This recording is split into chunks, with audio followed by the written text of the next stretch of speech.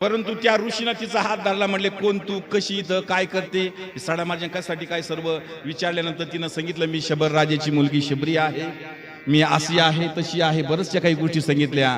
राजा म्हटला तुझं हे सर्व बघून मी प्रसन्न झालो.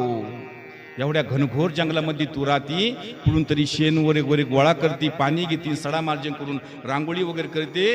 तुला मी आता सांगून जातो, तुला विश्वाचा चालक मालक तू भगवान परमात्मा तो प्रभू रामचंद्र तुझ्या भेटीसाठी येईल.